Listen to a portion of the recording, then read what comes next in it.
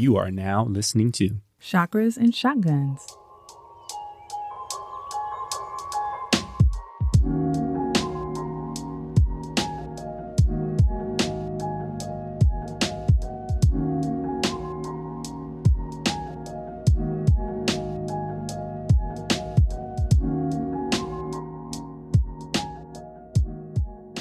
Welcome back to Chakras and Shotguns, episode 16. I'm Mick. And I'm Jenn. Welcome back. So how are you doing today, baby? I'm doing pretty good. It's recording day. Busy. I have a great interview coming up in this episode, but I wanted to talk about my new favorite show. I think the last time I brought up something that I watched on Netflix, it was Korean. This time it's something on Netflix, but it's French. And it's a show called Into the Night. And it's in its second season. And let's talk about stress, okay? The premise of the show is just like a natural occurrence. Whatever is, like when the sun rises, whatever is touched by the sunlight is basically nuked by gamma rays. So none of the food has any nutritional value. All the people die. And there are these people on this plane and they're just continuously flying. Forgive me, y'all. I forget which direction. West. Sun rises in the east, sets in the west. Yes. So they're continuously flying west, trying to avoid the sun or they all die. And you want to talk about stress? And there's no food. Like none of the food tastes good anymore. They're trying to figure out what in the world they're going to be able to eat. I don't know how you prep for that. I would just lay down at that point. I don't have enough preps. I'm not low enough into the crust of the earth to survive the gamma rays, and just, all right, we're just going to go ahead and go. Yeah. It's not a great one for like preparedness. Like, I mean, unless you have like the money to build a bunker that's like super underground, but, it's like really good, great suspense, really great cast, and stressful AF, but I love it. I think one of the things you talked to me about is like there's a certain like psychology that happens during prepping situations that I think they get into because they're in kind of a secure space at a certain point, and you were like, people just start messing things up, right? And it's like you were like really harping on this idea of like if you're in this scenario, how you should be behaving. Yeah. And, this comes up often for me watching these shows. I mean, pre-kids, I was like, kids are always fucking it up. They always mess things up. Carl was the worst on Walking Dead. It's like, I mean, he saved it at the end, but it was about to be like, to this day, like, I can't stand Carl. But yeah, like the takeaway is make sure your kids have some freaking home training before y'all are in this situation. Like, I mean, sometimes it is what it is. Like they're too small to like really grasp what's going on. But like, this ain't the time for play. Like this is life and death. Like you need to like tighten it up. And you also mentioned just like some adults like not knowing their role and like, making sure if you're in that situation, like, especially if you're a guest in someone else's prepped up situation. Yes. Oh, yes. This is what we were talking about. Yes. Thank you for reminding me. I think that this is a rule of thumb for prepping, but also life. Make sure that whatever space you enter, you're going to make it better before you leave. Don't come in messing stuff up, being dirty, being unhelpful, using up all the resources. And that applies to life. Try and make the spaces that you enter better than they were before you showed up. I like it. So I wanted to talk really briefly, and I think this will lead into our breath work. So there's a book I've been reading. It's called The Power of Now. It's by Eckhart Tolle. And what's so great about this book, it really, essentially helps us to appreciate where we are in this moment. There are a lot of folks who have like this destination bias, I think is the right term for it, where you're always looking forward to the next destination or goal in life. Like, it could be something small like, well, once I make it out of this quarter at work, things will be much better in my life. Or it could be as long term as, well, once my kids graduate from high school and get out of the house, my life's going to be better. Or once I have enough money saved up for a retirement, then things are going to be better, right? Like there's this constant looking forward to this next moment in life, and we devalue the now. I actually saw, speaking of that, I saw a clip or like a screen grab from Mad Men, and what was the main character's name? Don Draper. Mm-hmm. Don Draper said, what is happiness? It's the moment before we need more happiness. Exactly. I think there's a lot of folks in our current kind of consumerism society who live like that, right? Like it's all about the next shot of dopamine, right? Or like that next achievement.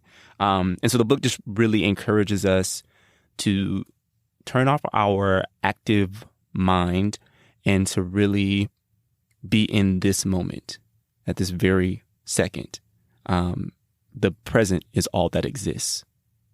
The past is just a recollection of, a past present moment, right? But you're only ever living the present. So yeah, it gets into some deeper level philosophy. But I really like it. I think maybe like one day we can do like something with it where we, once I finish the book, we could like do some sort of discussion series or something, or like a book club where we feature it or something. I think that could be something cool that we could do with, like real time with like our audience. Yeah, let's flesh that out. And then I'd have to read the book too. Well, yeah. So stay tuned. Yeah. Maybe more to come there. But yeah, it's a really good book. But that being said, I think for today's breath work, and I know we've done something similar to this before, but it's always good to do it again. I just want, as we go into this, everyone just to take a moment, and I'll try not to talk too much, and really just have a moment where we are focused on the now and what our body is doing in this moment. So really just focusing on the inhale and exhale of your breath. So let's do 3 breaths, really deep breaths, expanding with our belly as we inhale and contracting that belly as we exhale. So let's do 3 nice and slow breaths there.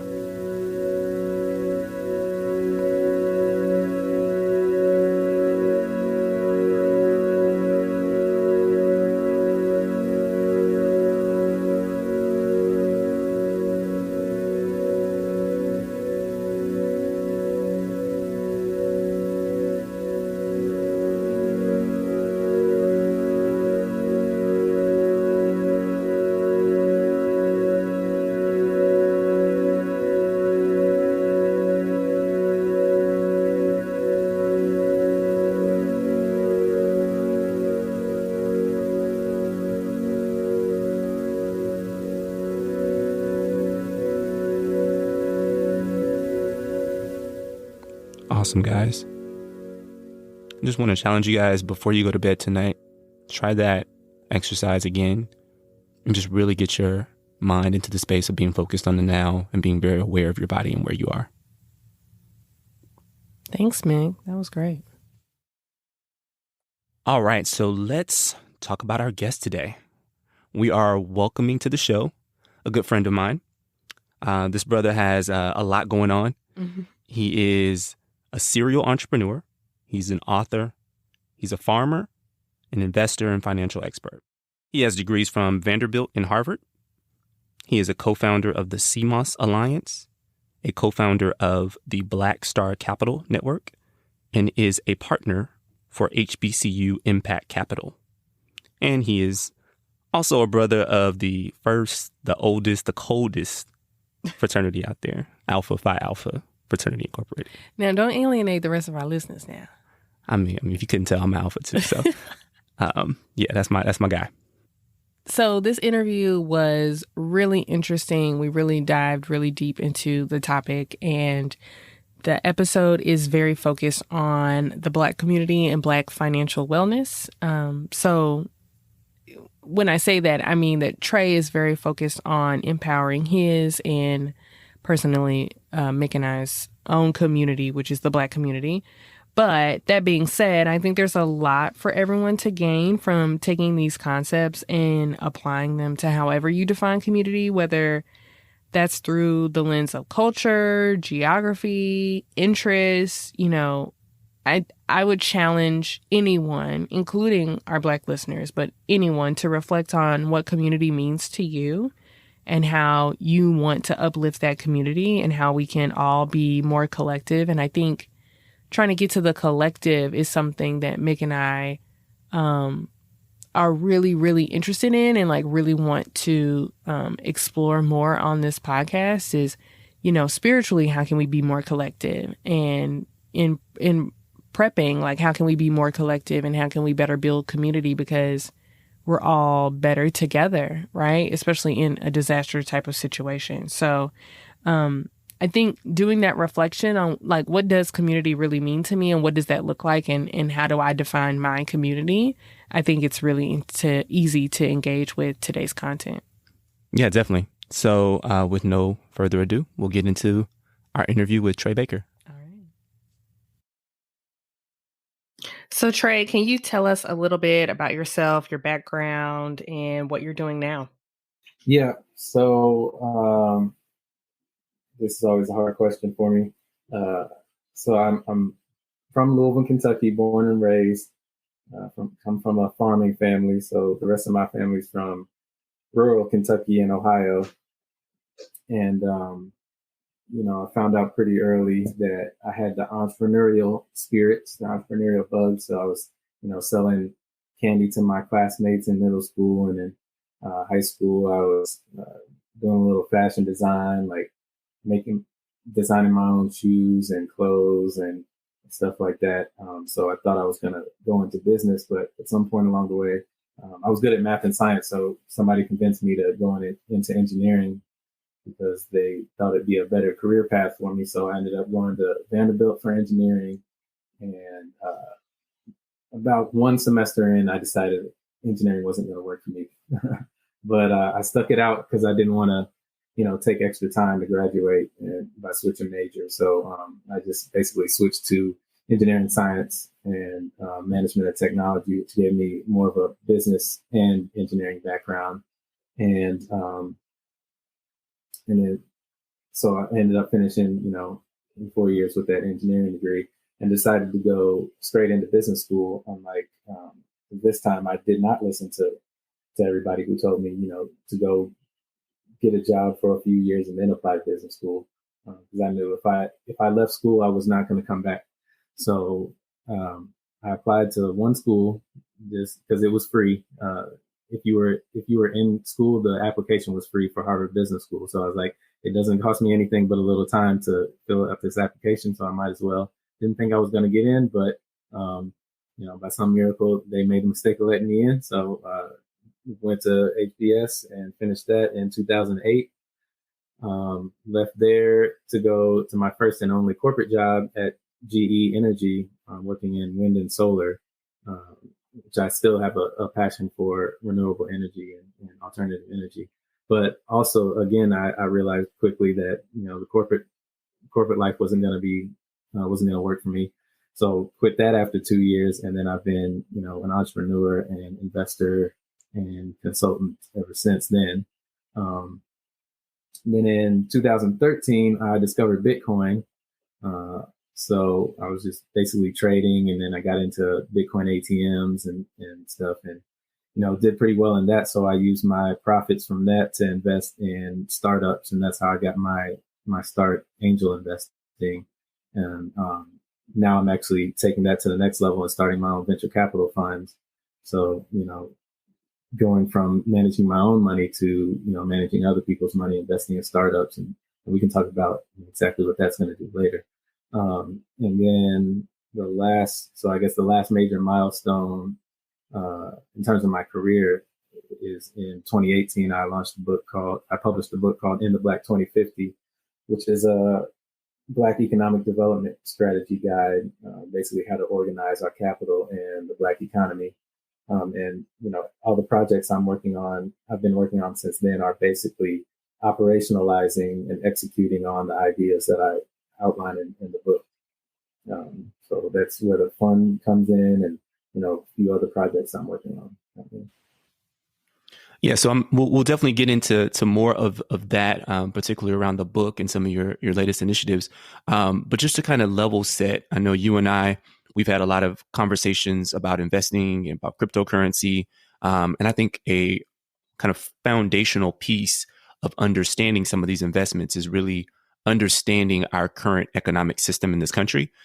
So could you kind of give a brief just breakdown of like our currency system, fiat currency, some of these terms people have never probably heard of, just so folks can get a good understanding before we jump into some other financial things? Yeah, so the United States and most of the quote unquote developed world has what we call a fiat monetary system, which basically just means that the money's not backed by anything, real. So it's not backed by gold, it's not backed by property or anything like that.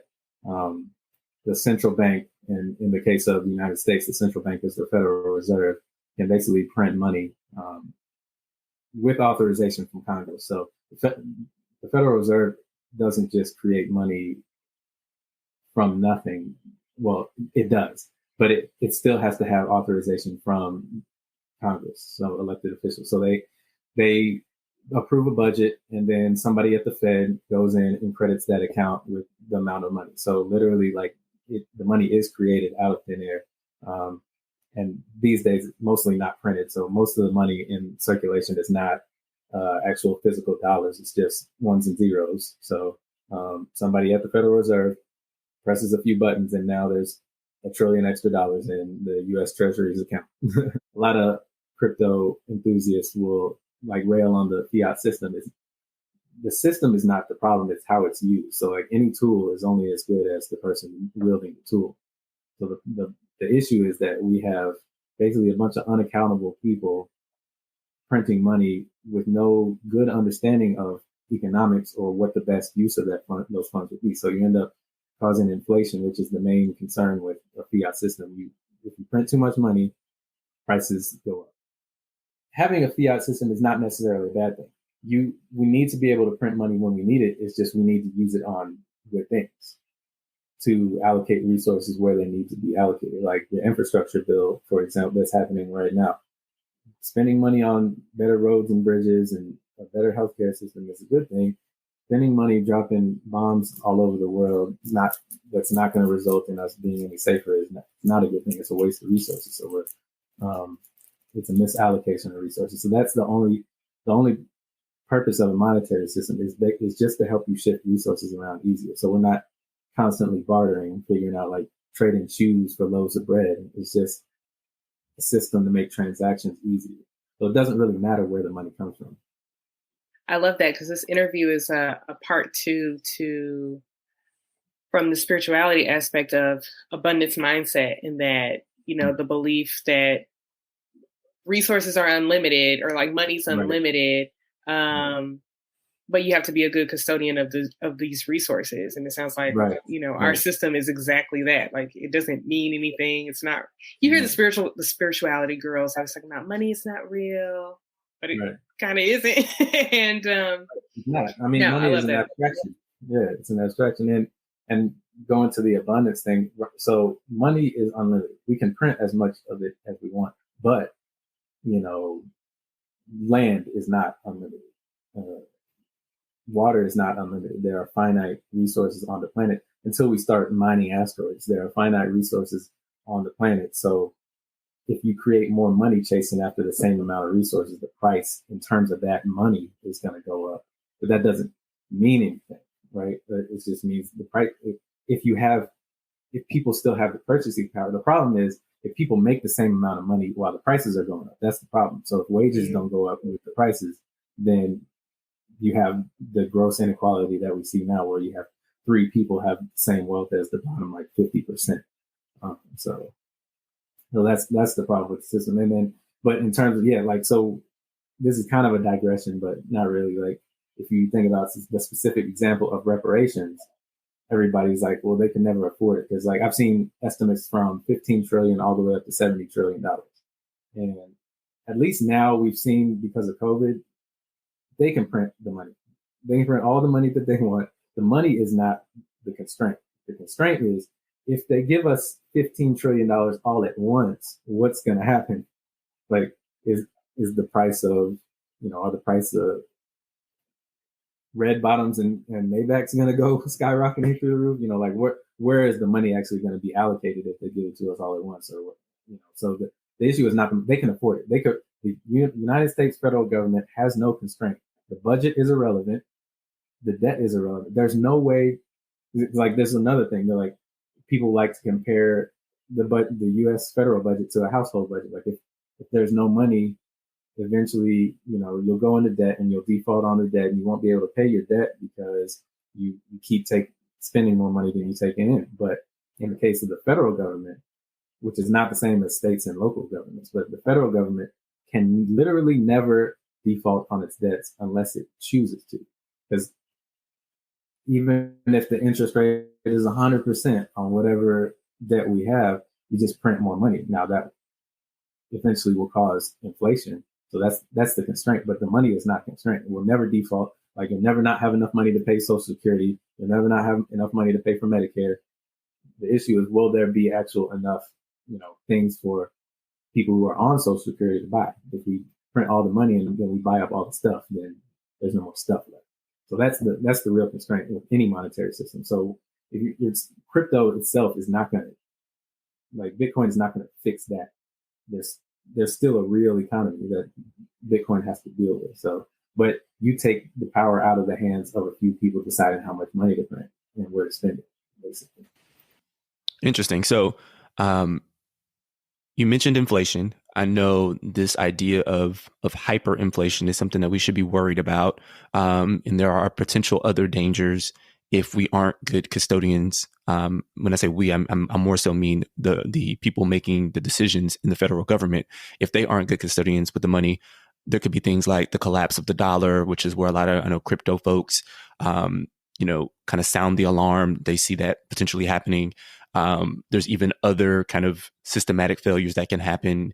And I kind of just want to talk through for our listeners, are there ways that they can prepare? Because we talk a lot about preparedness. So are there ways that they can prepare for some of these things that could potentially happen if our federal government isn't a good custodian of the resources that we have? Right. Yeah. So the result of irresponsible monetary policy and fiscal policy is, like, the worst case scenario is the collapse of the dollar, which is the same as hyperinflation. Like that means the same thing. So the best way to prepare for that is to invest in things with real value and or financial assets. So I guess we'll get into the different scenarios, but if it's just like the dollar collapses, but then the world economy is still fine and like the financial system's still fine, we still have internet and power and stuff like that, like everything's changed except for the dollar collapses, then crypto is probably the best hedge against that. Bitcoin, Ethereum is even better than Bitcoin, but Bitcoin and crypto in general is a better hedge against inflation than gold is. And it's easier to transport. Now, if you get to a situation where, whatever causes the collapse also brings down the internet, then crypto becomes worthless and there are ways around that, but you still need electricity, and it would be very hard to make crypto work without the internet. So in that case, precious metals could work, but presumably in that scenario, things are going really bad. Like, so if we don't have the internet and electricity anymore, something else went horribly wrong, in which case gold is probably not going to be that useful either. Like, you're probably going to need food. So the things that you would need to have invested in previously would be things to filter water, bullets, arrows, machines to make bullets and arrows, bows, guns, things you can eat, not non-perishable food, stuff like that, seeds, so you can plant, assuming the atmosphere is still habitable, seeds so you can replant and grow your own food. But yeah, so it depends on the scenario. If it's just a dollar collapse, crypto is the best way to prepare for that. Yeah, so as we're talking about this, and it keeps coming up, I think in the abundance mindset episode that we recorded as part one to this episode, is I think a lot of people are like, you know, that's cute that you're talking about preparedness or that money's not real. Money is very real for me, and my basic needs are not even met. And so, like, wanting to acknowledge that it's a privilege to be able to prepare in a lot of ways. So, do you have any tips, like ground level, of balancing your immediate needs and then prepping financially, like more than just saving, but like preparing financially? The very fundamental basic thing is you need to be making more than you spend in order for you to be able to do anything. So to prepare physically, financially, if your belly is not full, then it will be very hard to do any of the things that I recommend. So I start in terms of my work, and when I talk about wealth building, I start from a place of you at least have some ability to save. If you don't, then that's your immediate need. You either need to spend less or make more. The place I'm at, I'm pretty frugal already, so I focus on making more because spending less would be pretty hard for me because I don't waste money anyway. But it might come down to making some hard decisions, or sacrificing on a few luxuries or entertainment or whatever until you get stable. But once you get to a point where you can actually save, then it becomes about using your income, your extra income, to buy more income. So buy things that make money while you sleep. So that's like the first place to start.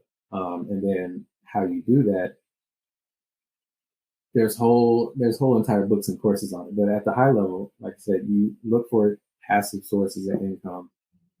And this goes for, preparing, like when we talk about survival preparedness as well. But right now, I'm focused mainly on the financial preparedness part of that.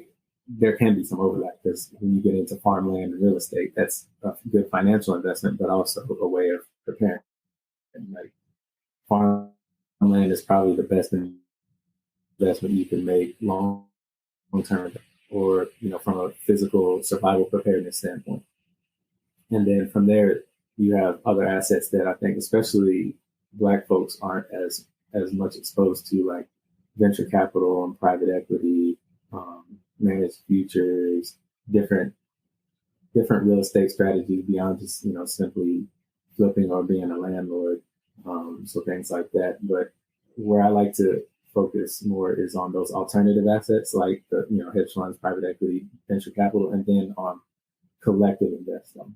We talk about a lot how preparedness, and I think even investing, is often kind of a singular, selfish pursuit in a lot of ways in our kind of capitalistic system. I know you're really passionate about collective investing, trying to get folks to pool their resources to acquire things that on an individual level, we as Black folks, a lot of ways, don't have the capital that our counterparts have. And so using that community to really further ourselves, I think is something that you're really passionate about. So love for you to kind of just talk a little bit more about that and why that's important to you.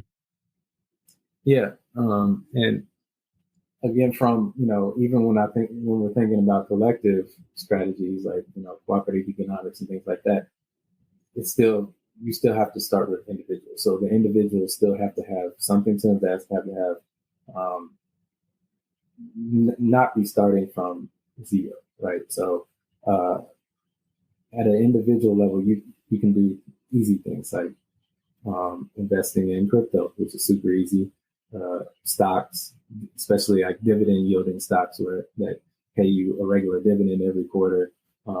There's this website that I use called groundfloor.us that basically allows you to invest in real estate debt. So you're still getting exposure to the real estate market without, necessarily the risk on the equity side. So like basically they loan out to other real estate developers, and you get a senior position in that cap table. So if anything goes wrong with the project, you get paid out first.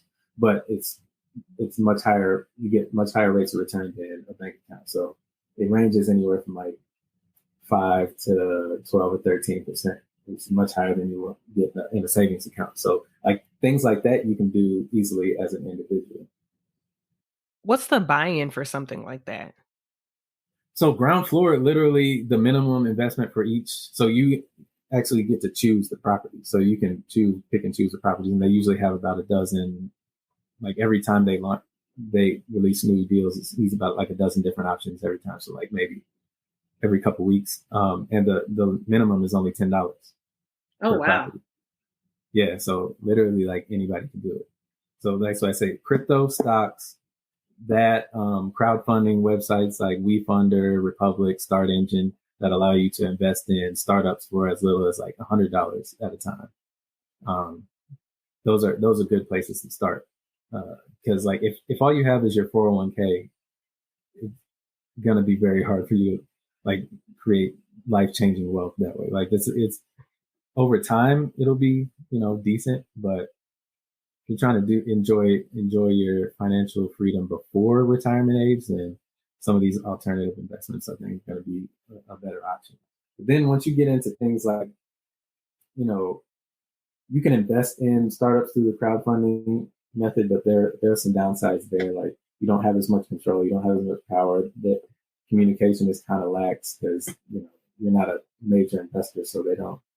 A lot of these sites, they have issues with like issuing updates about what the progress of the company. So you're kind of like, as a small investor, you're kind of kept in the dark. But once you get up into like, $25,000, $50,000 minimum investments for things, then more opportunities open up. And then when you reach accredited investor status, which that whole concept is controversial and functionally racist, but it's the system we have. Accredited investor, I think the threshold is like you have to be worth, as an individual, be worth like $1 million or make over $200,000 a year, something like that. It's in that range. Then other opportunities open up to you. But ways around that, like if you're not at that level yet, but you want to get access to those opportunities, then you start thinking about cooperative and collective strategies. So another company I invested in, and I was a customer first, and I saw the value in it, so I invested in it as well. It's called TribeVest. So that website is tribevest.com, and it allows you to easily set up an investment plan, like with a few friends. So, you could get, 10, 20 people together to go in on a property, like a rental property, or invest in one of these startups. So I've started a few tribes. One of the tribes I started was actually a tribe to invest in TribeVest itself. So we actually use what I'm talking about. We use TribeVest, the platform, to do this model of collective investing that I'm talking about. So that's a good method to go, to increase the range of your investing possibilities without having to actually be already at that level, like in terms of personal wealth, that level of an accredited investor, or things like that. And then just from a preparedness standpoint, not only investing collectively, but like building collectively. So like, instead of you buying farmland by yourself, maybe you get together.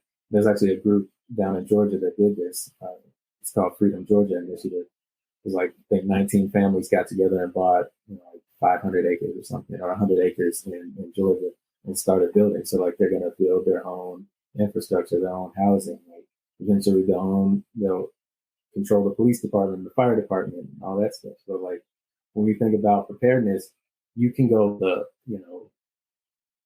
let me build $1 million bunker route and just be alone, or maybe just with my immediate family, and try to eke it out.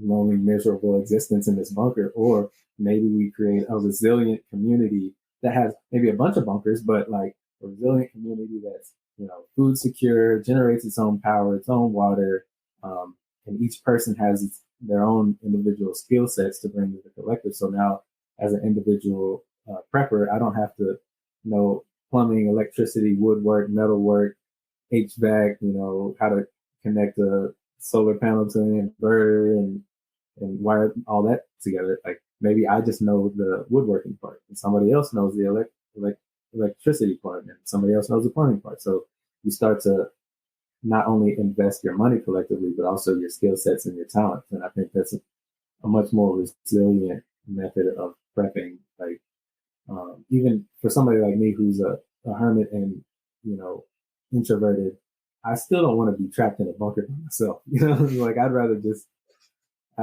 call it, at that point. So, so at that point, so like just thinking about collective investing, but also more collective living. Like we are, as Black people, traditionally meant to live.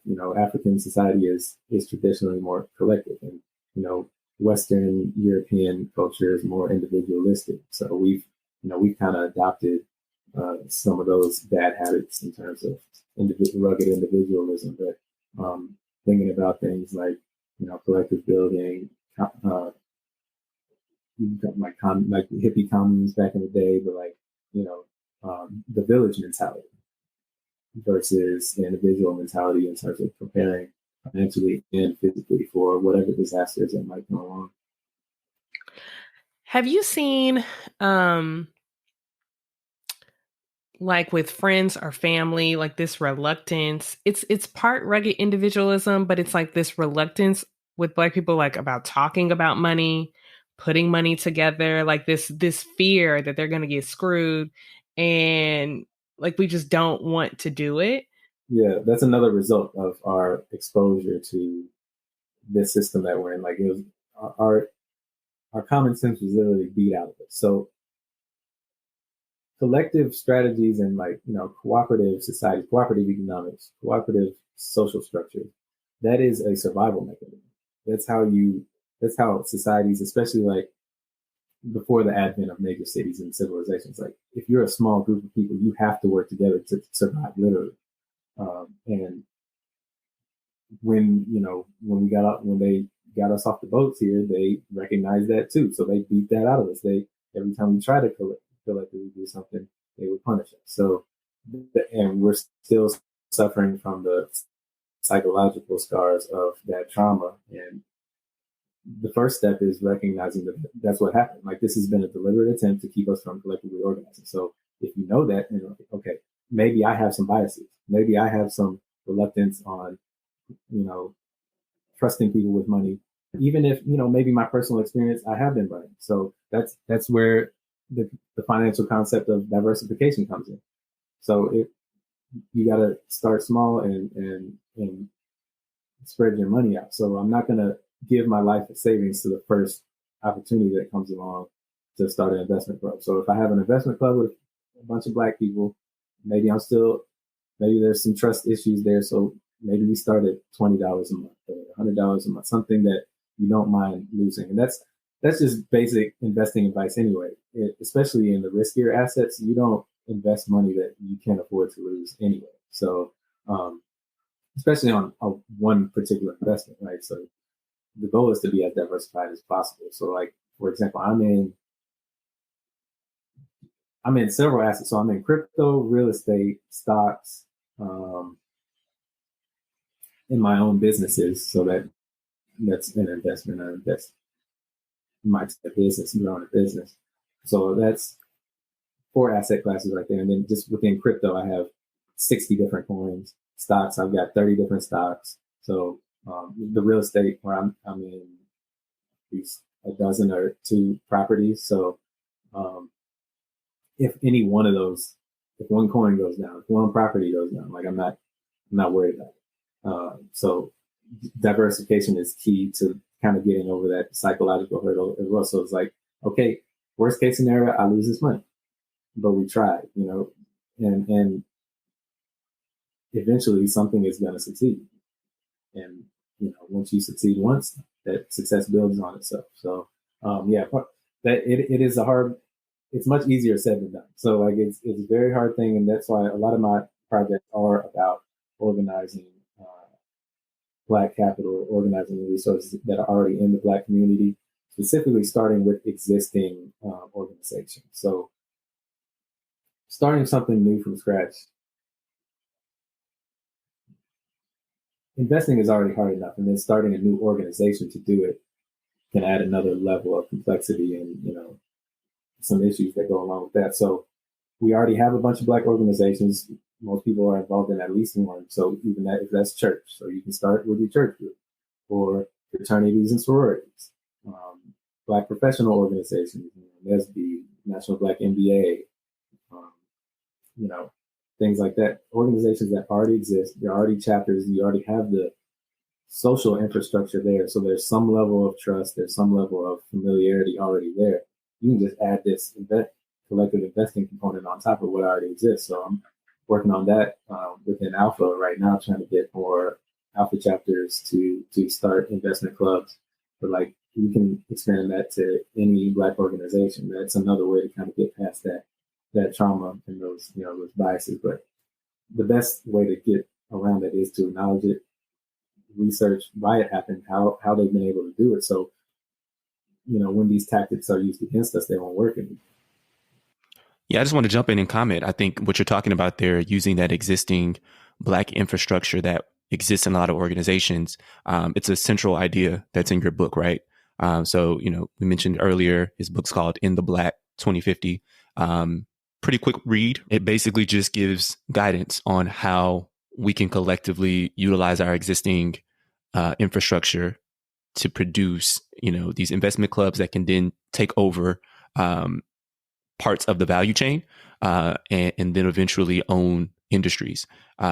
So definitely want to just, plug it, highly recommend it. Check it out.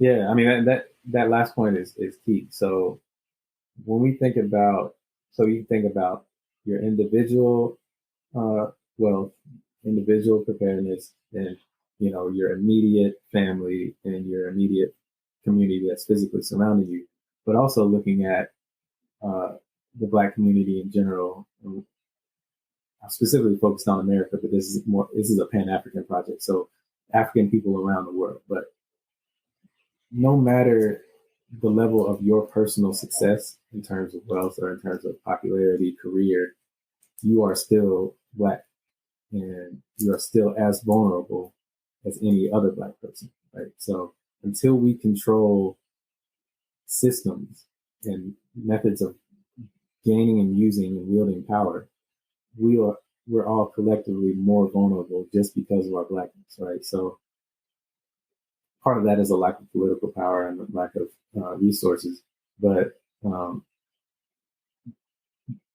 the origin of that is our lack of organized economic power, which controls political power at the end of the day, right? So the fact that we don't control any major industries, we don't control any major companies or job creators, then it makes us more vulnerable as a whole community. And so a lot of my work is focused on economic independence, controlling at least strategically important parts of our own economy, much less the whole economy. I'm not even too concerned about that just yet, but that's a longer term goal. But just in terms of like something very real, like food, the Black community collectively does not have the productive capacity to feed ourselves. So at the end of the day, we're going to be reliant on whoever feeds us, on the food system that everybody else develops besides us. So that's like a very easy place to start. Start collectively investing in farms, grocery stores, processing plants, and things like that, right? So. Oh, I had a question. So Jenn and Mick love the kids. We have 2 kids. And you have at least one, right? One. 15 months old, actually. He turned 15 months today or yesterday. Oh, I love that. And you talked a little bit about diversification. Do you have any tips or like what you've done to set your child up? I know some people are like just save or college fund. I've also heard of people buying a house and then putting like an 18-year mortgage on it. And so then when it's done, if they're renting it out, the kid is getting that cash flow. So I'd love to hear your perspective on that. Yeah. It's very important. So savings is the worst thing you can do. It's just like having a savings account is literally the worst place you can put your money because of inflation, like we talked about before, and mainly because of inflation. So like the value of that money is literally getting disappearing every day. So we don't have any savings accounts for him. We have, so he's got stocks. We've got basically a pretty aggressive stock portfolio because, we've got a 18 to 21 year time horizon, so we can afford to wait out the dips. He's got a diversified crypto portfolio, and that's pretty much it at this point. He also makes money because he does baby modeling. So per hour, he makes almost as much as I do. He just doesn't work that many hours. But yeah, so that's where we started. And there's I can't remember the name of the app. I think it's Unest. Yeah, Unest. And so instead of like in his birthdays, people buying him toys and stuff, he doesn't. Please, if you know me personally, don't get this boy any more toys. Books, yes. No toys. He's got too many toys. But we tell everybody to invest in his Unest account, so like you just send out and give to that instead, whatever. So we got that, and you can make it recurring. So like all his grandparents contribute to it monthly. So there's that. Oh, he also has a family business to inherit as well. But between the crypto and the stocks, he's gonna be good. And we're probably gonna do real estate is tricky. Excuse me. So I wouldn't just buy a house. Like after that whole conversation about diversification, that's anything can happen in one house, right? And then also you got maintenance and all insurance and all these other expenses that go along with owning a house. And I definitely am not interested in being a landlord, like taking calls at 2:00 in the morning to fix a toilet or whatever. I have no interest in that. But when you get to multiple properties and can hire a property manager, then it becomes a little bit easier. So I don't know, like just for him, I'm not going to buy him. I will just buy him a portfolio of real estate that somebody else is managing, and I can just buy into. Maybe until I get to the point where I can personally just go out and buy a bunch of properties and hire a property manager, but I'm not there yet. So there's actually a lot of different startups coming up now that allow you to do this. So we talked about ground floor, that's real estate debt. There's one called NADA, NADA, allows individual homeowners to actually sell equity in their house without moving or without selling the house. So like right now my house is doubled in value since we bought it in early 2020. And I could either refinance and take out more debt, which I don't want to do, or I can sell the house. Like those are my two options. But this app allows me to actually sell equity in my house without moving. So I can just sell and then when I sell it, the people who bought that equity get, their share.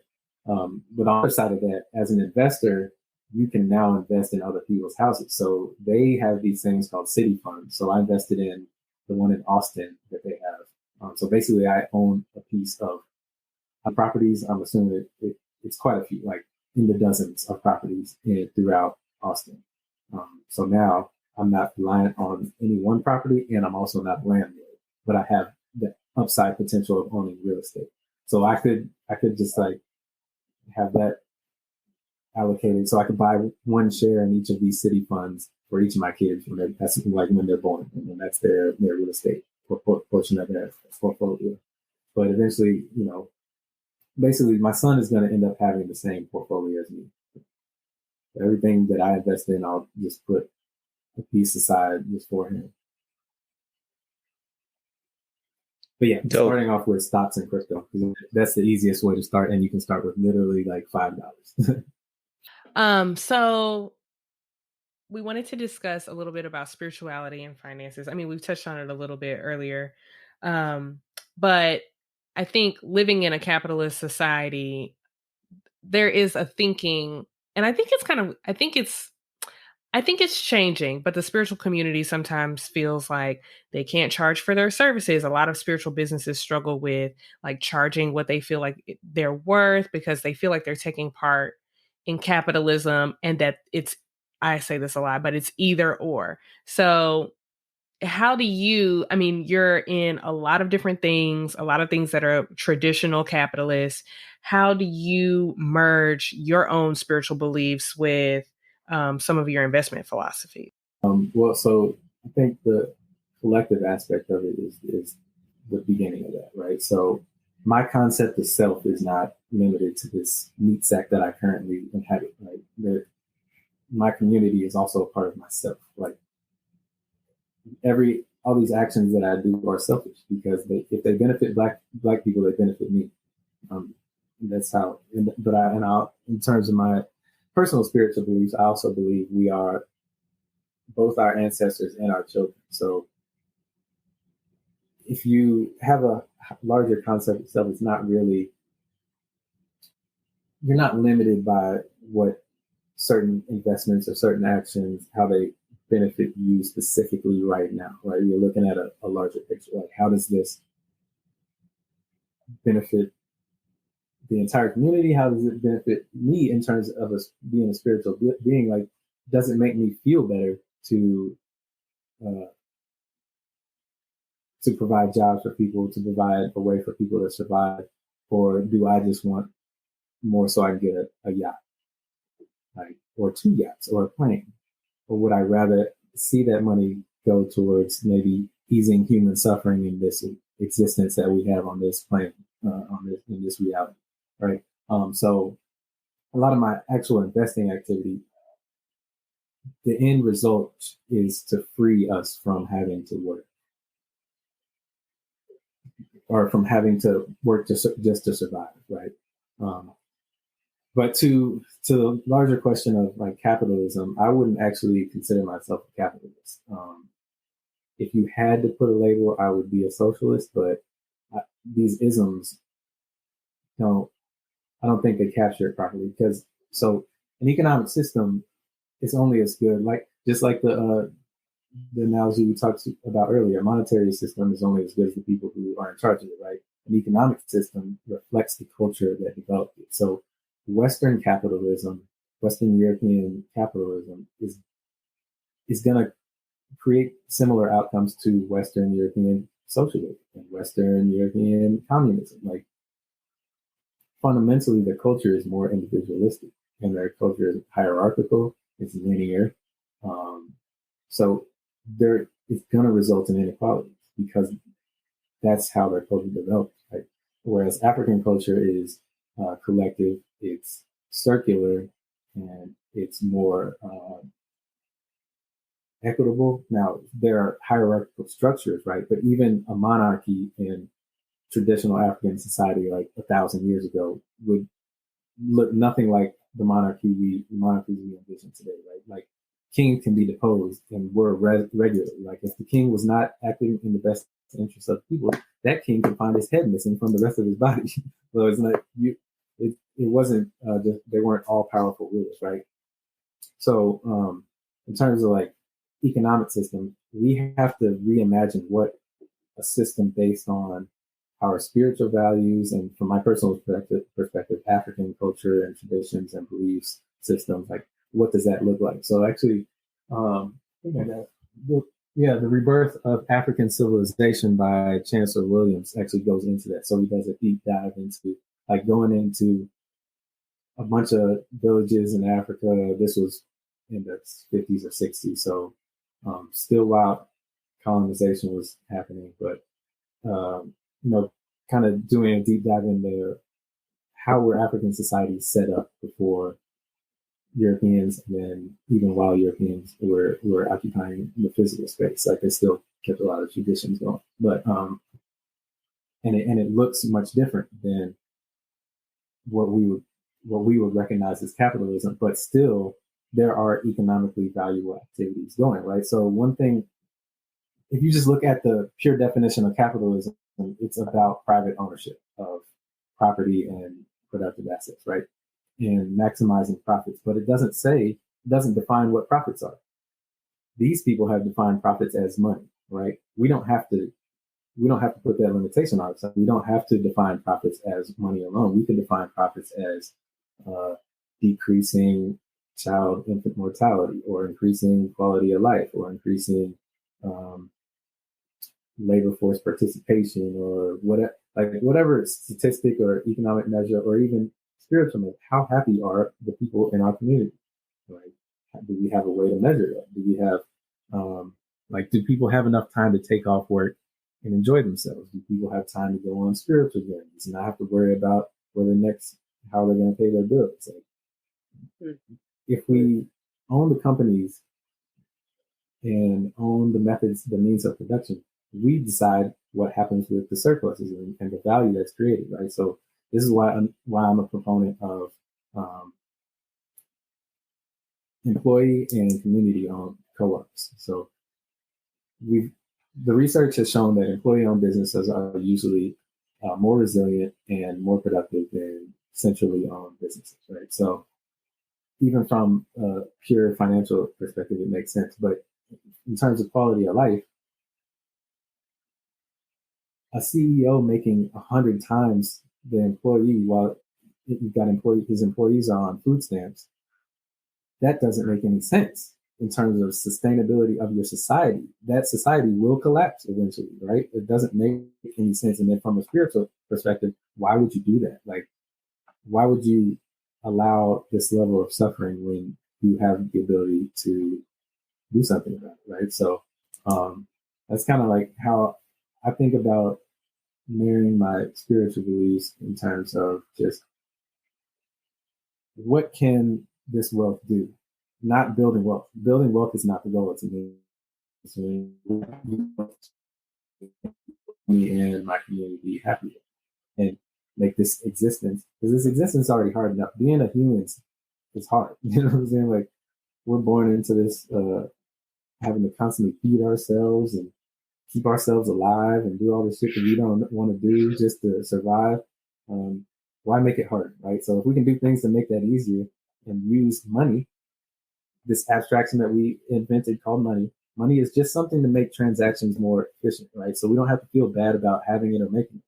It's just so I can go out and get food without bartering a shoe or whatever. You know, it just makes it easier. So you don't have to feel bad about charging and making money. Now, where these decisions come into, like, where we start feeling bad. Okay, am I the only person on this $100 million yacht? Why do I feel like I need this $100 million yacht when people in my actual community are, like, children in my actual community are starving? That's where these decisions come in. So you charging for your spiritual course is not the issue. What you do with the money, that's where some of these questions can come up. So making the money is not a bad thing. And I know that was a long way to answer that. No. I loved it because I think we've talked a lot about deconditioning. And I think even like the terms capitalism, socialism, communism can be loaded because most people they haven't taken an economics class, maybe not since high school, if ever. And we've been kind of gaslit into thinking certain ways about certain systems. When we think about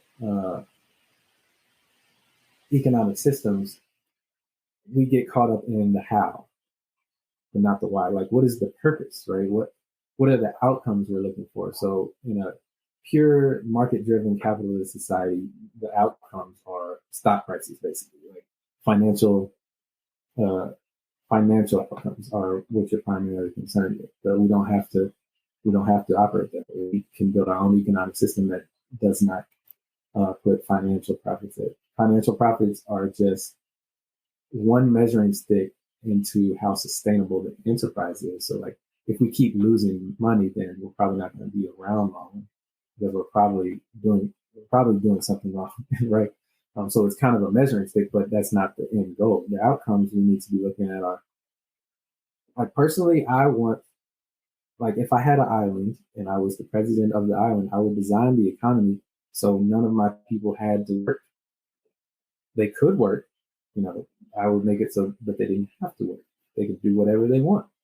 So if you want to be an artist, you can be an artist. But maybe, like, somebody like me, I like to start businesses. I like to run. I like to make things. I like to do things. So it's not like nothing would happen. There are people who like to do things. like to do economically valuable things, you could say, but I don't want that to have to be our lives. Like, I don't want us to have to work just to survive. So I would design my economy around that. Like, how can I make this? So for example, we're in America, we're dealing with the fourth industrial revolution and automation, right? So like, our system is not designed to deal with automation, because automation necessarily kills jobs, right? So that a machine doing something that a human used to do, which is not necessarily a bad thing, but if you have an economy where somebody's value and somebody's worth is determined based on their economic contributions, like what they can produce, then humans are going to lose against machines. So you've got to reimagine what a system looks like. It would look kind of like Star Trek. So the machines do everything, but people are still good, right? And this is also where the community wealth fund concept comes in mind. So I don't like unions, but not because I'm a capitalist. It's because unions are a 20th century solution to a problem that doesn't exist anymore. Our problem now is what to do with people when machines take over everything, and unions can't deal with that. So if I was a union, I would take my pension or whatever and invest in the technology that's going to displace all my union members. So if I'm a taxi union, I'm investing in automated driving, self-driving cars. Like, I would invest in whatever technology. So when that happens and those massive profits are made by whatever companies do that, now my members benefit, and maybe my members don't have to work now because like that windfall of profits that they got from the machine. So like, machines taking over our jobs is not a bad thing. How we deal with people who've lost their jobs is the issue, right? So the community wealth fund is like kind of my part of the solution to that. But that goes into, what is the economy for? Our economy is to exploit people. The United States economy was built on and relies on exploiting labor to this day. Like, it was built on free labor, but it relies now on exploiting labor, which is why we outsource all things to save a few cents on our toys, because we want everything made in China. And this is why they tolerate immigrants, because they just use them as cheap labor forces. So every generation has its new immigrants that come in. Started with us, then Chinese and Irish and Italians and Mexicans now. So like, they're always looking for a labor pool to exploit, because the system is set up to exploit and devalue labor, and for capitalists, the people who control the capital, to control everything, right? But you don't have to do that. Man, I think you've dropped a ton of knowledge on us in this conversation. And you've given us quite a few websites and even a book. I just wanted to ask if there were any other resources that were top of mind for you that you'd want folks to read, or websites you thought folks could get a lot of value from checking out. Oh man, there's so many. So I write about a lot of this stuff on the website. So my book is called In the Black 2050, and that's also the website, theblack2050.com. And there's a blog on there. So, and then there's an email list. So, getting on that email list, checking out the blog, and a lot of that stuff I'm going to start sharing with Black Star Capital Network too. So, both of those resources. In terms of books, from like African culture and like African centeredness, there's a few. So African centered consciousness versus the New World Order, also by Amos Wilson. This next one is fiction, but it's actually like philosophically very deep, and it kind of speaks to like African philosophy and like how we set up societies. It's called The Healers by Ayi Kweyama. And what was the last one? Oh, if you're coming from a Christian tradition, the autobiography of Jesus and the Circle 7 Quran are two that kind of like, because so I was raised Christian, but kind of went away from it just because of all the hypocrisy, and like, I don't like it when people don't answer my questions straight, right?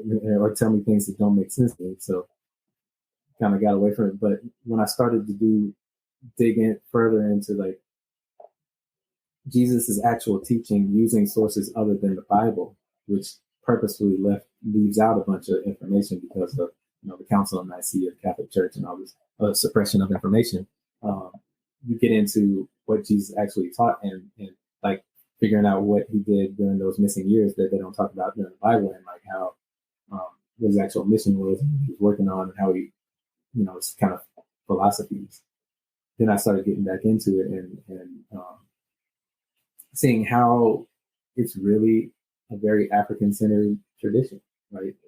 It's about taking care of the least of these, which you can get from the Bible, but it's also about the power that individuals have to manifest their own reality and to increase their spiritual powers and awareness in this lifetime without having to die first, right? So some things in the Bible are like metaphors, some things you can take literally, some things you can't. But when he said, I don't know the direct quote, but basically when he was talking about like everything I can do, everything I can do, you can do as well. And I'm the way to. He wasn't saying like the way to heaven was through him. Is he's showing you how to get to that consciousness, that Christ consciousness, that heaven consciousness through his teachings. But you can do it. You don't need him to do it. You can do it yourself. You have the powers. You have the spiritual awareness. You were born with these, and we touched the tree of forgetfulness on the way here. That's an Ephah thing. It's getting out of Christianity, but we gave ourselves amnesia to experience free will and experience and have this experience and build on our own spiritual journey. But the suffering that we're going through, the ego-driven reality that we're in is not necessary, and we can escape that if we want to, and we have the power to do it. So, but anyway, those two books. Autobiography of Jesus was probably the best one in terms of like my spiritual development, and then reconnecting back with like a Christian tradition. And then, even though I'm still not a practicing Christian, I practice Ifa, but I see now more of the connections, right, between Christianity and like African spiritual traditions. Dope. Thanks for those. So we will link to those in our show notes. Lastly, you mentioned your website, but is there anywhere else on social media or anything that you want to tell folks that they can, come and connect with you? Yep. Just Trey Baker on LinkedIn, and then In the Black 2050 on Instagram. I'm not very active on Instagram. I'm most active on LinkedIn, so that's probably the best way to reach out. And then like I said, the blog and the email list on intheblack2050.com. All right, man. Well, thank you so much for the time. We really appreciate all the knowledge. All right. So hopefully you guys enjoyed that conversation with Trey. As we wrap this episode up, I did want to touch on one thing that we didn't really talk about in our conversation with Trey. And it's really important for preparedness when it comes to finances, and that is having some emergency cash on hand. We operate in, this digital electronic space. Most of the times people don't carry a lot of cash. I have, tons of businesses that I've interacted with that don't even accept cash, right? They're purely cashless operations. So we're seeing that the world is kind of moving away from using cash in everyday commerce. Yeah. And then even without engaging with businesses, like giving money, like tithing at church, that's pretty much cashless. Just interacting with your friends, we're much more likely to talk about Cash App versus like, hey, you got $10, you got change. Like, no one even gives change anymore. Like, remember people would be like, hey, anybody got change for a 20? Like, we don't do that anymore. Plus, for me personally, being inside in the pandemic, that cut back a lot on my cash use. Like, we're not going out. We don't, like, valet anywhere. That sounds real bougie, but we don't valet. We don't go to the car wash. We don't do any of, like, the little things that maybe we would have had a little bit more pocket change for. So, I'm not ashamed to admit that there have been a couple of times that I've been out and about recently and thought, shit, I don't have any money. Like, it was like, oh, I don't know the last time, like, I think one time you asked me, like, somebody came by the house to sell something. You were asking if I had any cash in my wallet. I was like, I have no idea. I haven't looked in there in months. So those were small issues and like very small inconveniences because like I probably would be late somewhere, but I could go get some cash. But, you know, how could not having cash look in a more dire situation? Yeah, I mean, we've seen, you know, in a lot of these like regional emergencies, we just had the hurricane that, you know, knocked out power in New Orleans. You know, in these situations, power's out. Businesses may be still open. Like the grocery store here in Texas was open during the ice storm, even though they didn't have lights. They were kind of using backup generators and whatnot to kind of keep the food, you know, cold and frozen. But when you went in, they didn't have the power on their cash registers. They didn't have, you know, any ability for you to tap or swipe or anything with your credit cards. So you had to have cash. And I just think when we're thinking about preparedness, we're thinking about some of these natural disasters that could occur. It's just a really good idea to have one of those fireproof, waterproof boxes that you can kind of keep your documents in, but also have just enough cash to be able to fill up your tank with gas and be able to buy, you know, a week's worth of groceries at a grocery store. For sure. I would also suggest, and I did this before the pandemic, keeping a few dollars in your car. Nothing like, not a huge amount. Like if your car was ever broken into, you wouldn't be like, oh my gosh, I have $500 in the car. But like, I used to keep like probably like 5 to 10 ones in like my glove box just for like little things that I might need it for, you know, as they may come up. So we felt like we really couldn't end a financial preparedness episode without mentioning like having some type of storage of cash. And I think in the vein of like what we were talking about earlier with Trey about like I can't go get $500 out of the bank right now and just like store that in my closet. Like I need that. But making a plan, you know, we definitely made a plan of like over time, $20 here, $50 there, and putting that in the closet for an emergency and just like making that a priority. And hopefully, you know, you get to the amount that you want to have before something happens. But at a minimum, you'll have something. Yeah. I mean, every financial advisor will tell you to have an emergency fund for, you know, 6 months to 12 months of expenses. And I would just say take a portion of that out in cash and keep it in that lockbox. Yeah. Yeah. So anyway, check out the show notes where we will list all of Trey's many recommendations. We're going to be busy building that show note for a while, but check those out. We'll have great links in there. Yeah, there were a lot of concepts in there, a lot of resources, but then just a lot of like financial concepts and ideas and schools of thought. So like, I would just encourage you, if there's something in here that you're like, what? Google it, and then as always, you know, feel free to hit us up and email us at chakrasandshotguns@gmail.com. We're happy to take any questions. And even if we need to send them off to Trey, we'll also get him included too, if it's above our pay grade. For sure. You can also DM us on Instagram. We've been getting a lot of questions there as well.